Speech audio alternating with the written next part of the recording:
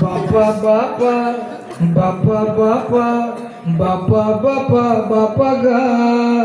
अरे आम्ही हाव शेतकरी. अरे आम्ही हाव भाऊ शेतकरी. कापूस आमचा वाईट वाईट, भावासाठी त्याच्या फाईट. कर्मचारी करते मजा भाऊ, आम्हाले करता टाईट. 12 घंटे लाईन नाही, सुकून राहिल्या तुरी. आमचा कापूस आमचा माल, हाती देता तरी चुरी. अरे सांगा भाऊ कसा जगन शेतकरी. बापा बापा बापा बापा बापा बापा बापा गा. बोटी दुःख आमचं सांगावं कोणाने, जाणून घेईन कोण.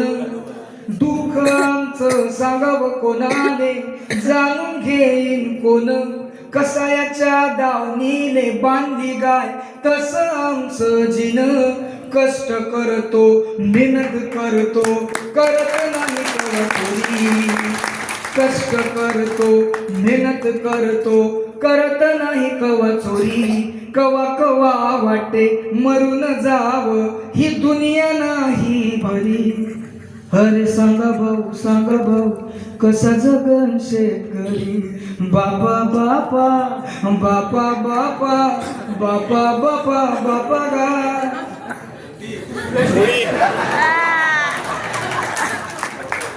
आणि दादा कविता कशी होती. आता आम्ही शिक्षक माणसं, बाबांशी माझा खूप चांगला परिचय. मी साई सेवा समितीचा सदस्य आहे.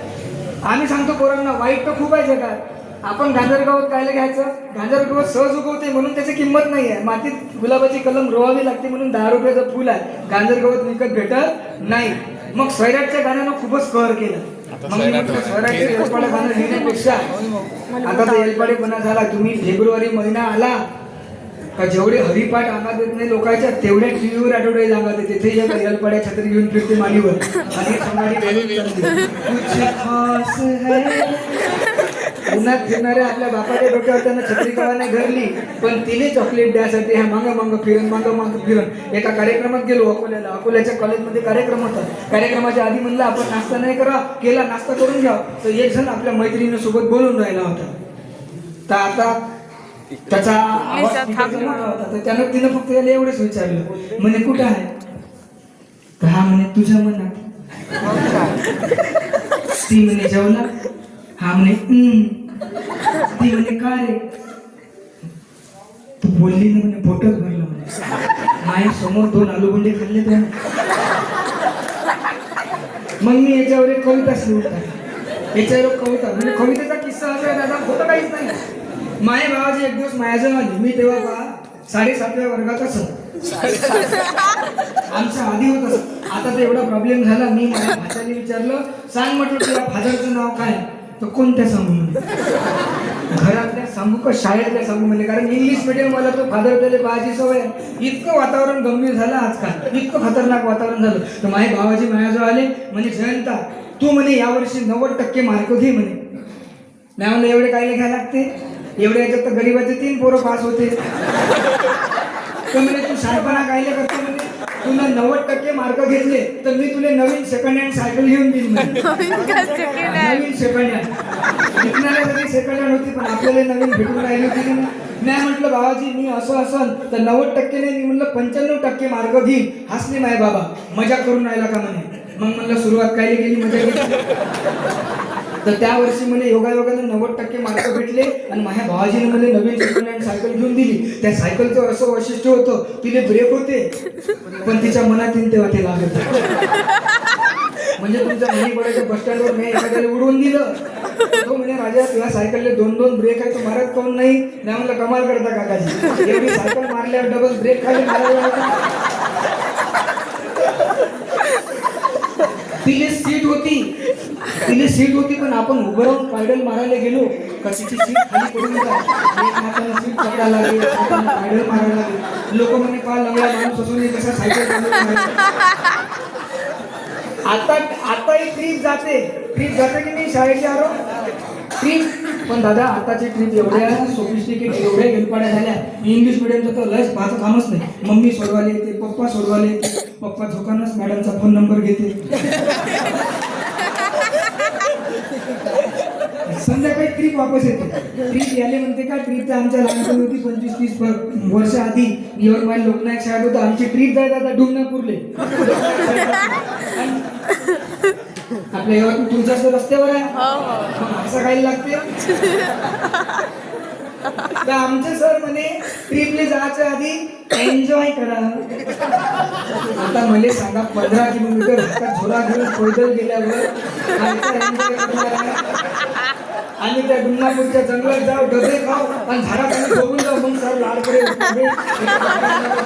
जंगल नाही बाजू का तुले नाही म्हणलं. सर याले म्हणते का ट्रिप, मग कशी असते म्हणे ट्रिप. आपण म्हटलं सायकल गिकलनं जाऊ, तर तुझ्या जो आहे का म्हणे. आपल्या जो ते आपली लॅम्बरेटर होती. मग आमचं ट्रिपने जायचं ठरलं सायकलनं, ट्रिप जायचं ठरलं जोडून आले.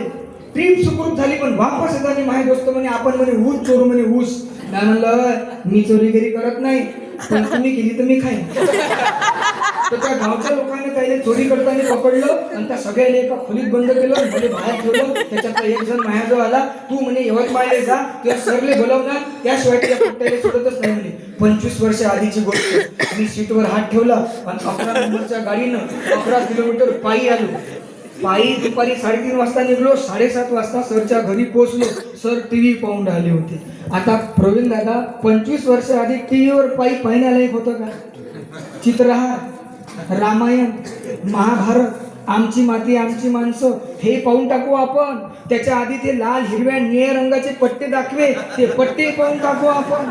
ते रामायण लागलं का एवढं व्होल्टेज वाढे का, एक जण एंटीना धरून चढे टेनावर आणि एक जण खालून अर्थिंग दे, हे बरोबर. तो रावण व्होल्टेज वाढला का डॅन्स करत बांध झाले. मी म्हणलं सर असं असं झालं. सरनं कमरीला हात लावला, चाबी काढली, माझ्या तोंडावर फेकून मारली. चाबी तर एवढ्या स्टाईलनं फेकली जशी काही बलेरो नाही तर फरारी गाडीची चाबी आहे. 1857 सालची डंगरी लुना होती माझ्या सर.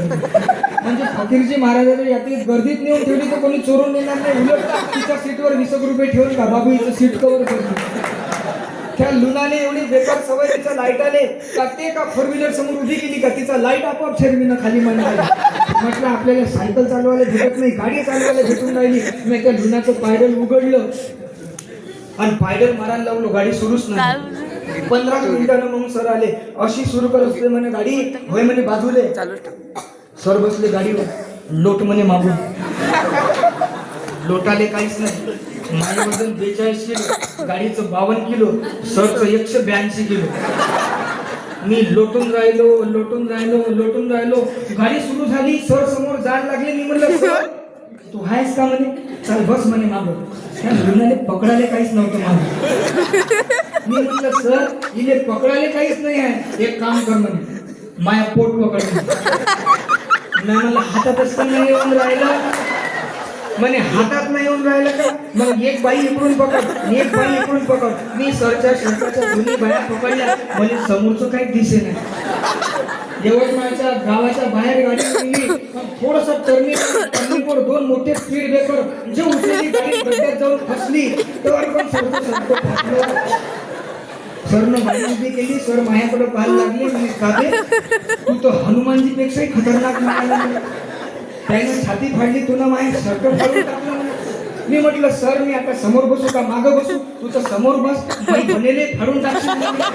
मग मी ते लुनाच्या पायडलच्या बाजूला गॅप असते की तिथं बसलो. एवढं साजरं वाटे उडल्यांच्या गादीवर झोपल्यासारखं, कारण सरची ढेरी लागत जाय मागून. मी तर म्हणणार होतो सरले का एखादी अंगा येत असेल तर मती टाका, पण माहे सर म्हणे बया तोंड्या तुले नागपूरला जायचं आहे का पांढरकवड्याले. नाही म्हटलं या रस्त्यानं पांढरकवडा येते, नागपूर नाही येत. नाही ते लक्षणे नागपूरला जायसारखेच आहे म्हणे. नाही म्हटलं काहून. अरे म्हणे आपल्या गाडीले लाईट आहे, पण तो असून नसल्यासारखा आहे. तो समोरचा ट्रकवाला आपल्याला दिसते, आपण त्याला दिसत नाही. मग तो आपल्याला दिसला का या झोपल्या लाईटाले उठवायचं म्हणे. बाबू ते पण नाव आलो. असं करत करत आम्ही यवतमाळले आलो. मग मी झालो मोठा. मग आता मोबाईल आले, मोबाईलनं सगळं जमाना बदलून गेलं. एक दिवस माझा मित्र माझ्या घरी आला. म्हणे व्हॅलेंटाईन जवळ येत आहे म्हणे, मला तिला काहीतरी सांगायचं आहे म्हणे. मी म्हणलं सांग, मला काही नाही सांगून राहिला. तुला सांगतच नाही म्हणे. तुही सायकल पाहिजे म्हणे, मला इम्प्रेशन पडलं पाहिजे म्हणे. माई सायकल मी म्हणलं नेऊ नको, तो म्हणे मुद्दा म्हणून देत नाही म्हणे. मग घेऊन जा म्हणलं. यानं नाही, याची मैत्रीण रस्त्यानं चालली होती. हा तिने म्हणे थांब, ते बिचारी थांबली. पण माई सायकल कोणाच्या बापाले ऐकते. तिचे ब्रेक कवाच लागल्यावर मारल्यावर लागे नाही. त्या दिवशी एवढे कच्चीच लागले, हा खाली सायकल याच्या उरावर. सायकल याच्या उरावर पडल्याचं दुःख नाही आहे, पण हा तिच्या मनातून पडला याचं दुःख आहे. आणि मग माही कविता इथून जन्माला आली 68 वरची. या कवितेशी फक्त कवी म्हणून माझा संबंध आहे, कारण त्या हिंदीतली हिंदी लावणारी आपल्या घरी नाही आहे.